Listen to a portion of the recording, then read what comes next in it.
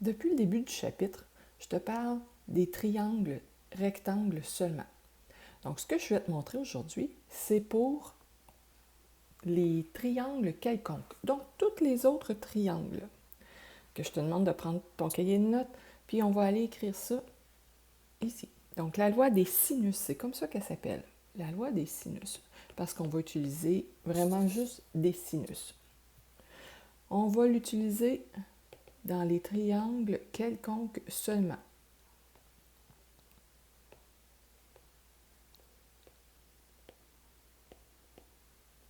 Donc, c'est bien important seulement. C'est vrai, on pourrait l'utiliser aussi dans les triangles rectangles, mais en TS de 5, là, ça va être beaucoup plus facile si tu utilises la loi des sinus seulement dans les triangles quelconques. La loi des sinus, on l'écrit de cette façon-ci. Donc, A sur sinus d'alpha, ou une lettre grecque. B sur sinus de bêta, une deuxième lettre grecque. Et C sur sinus de gamma.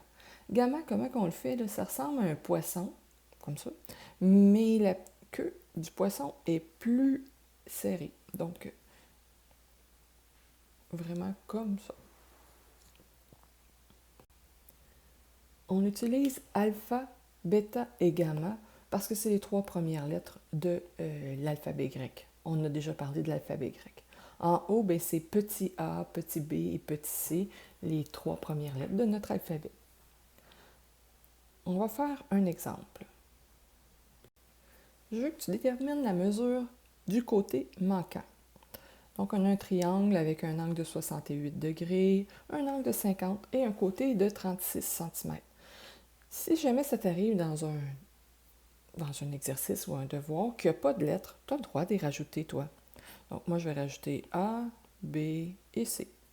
Pourquoi? Tout simplement pour que ça aille mieux. Si je regarde ce que j'ai, donc j'ai l'angle C qui est de 50 et le côté opposé qui est 36. J'ai l'angle A qui est de 68 et je cherche le côté opposé. Je vais utiliser la loi des sinus étant donné que je ne sais pas si c'est un triangle rectangle. La loi des sinus. A sur sinus d'alpha est égal à B sur sinus de bêta qui est égal à C sur sinus de gamma.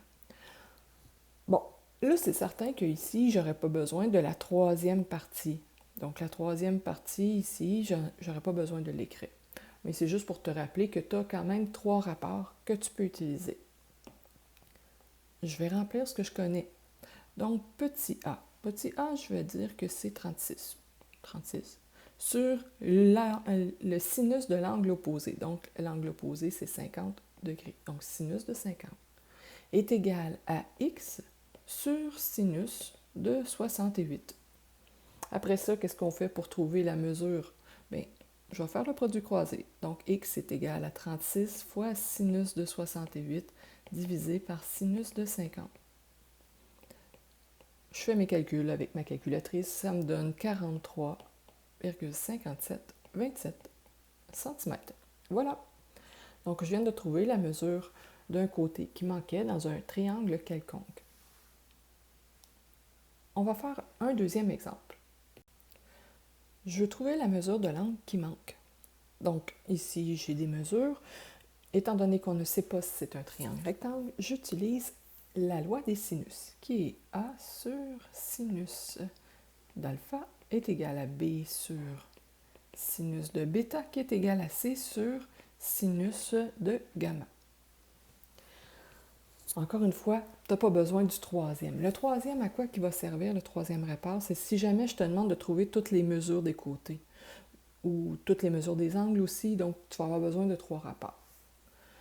Ici, mon angle A, je le connais, donc mon petit a, ça va être 72. Mon angle B, je ne connais pas. Mon petit b va être 55. Donc 72 sur sinus de 80 est égal à 55 sur sinus de bêta ou de b, comme tu veux. Tu peux l'écrire en grec comme tu peux l'écrire avec la lettre B, la lettre qui représente mon sommet. Sinus de bêta, je vais faire mon produit croisé, est égal à sinus de 80 fois 55 divisé par 72. Ce qui me donne environ 0,7523. Je te demande d'utiliser 4 chiffres après virgule. Comment on fait pour trouver la mesure de l'angle bêta? On fait le sinus moins 1. Donc, sinus moins 1 de 0,7523. Ce qui va me donner la mesure de l'angle bêta qui est environ 48,7886 et ce sont des degrés. Donc, j'ai fait un exemple sur comment on trouve la mesure d'un côté à l'aide de la loi des sinus et comment trouver la mesure d'un angle à l'aide de la loi des sinus. N'oublie pas que ta calculatrice doit absolument être en degrés. Bye!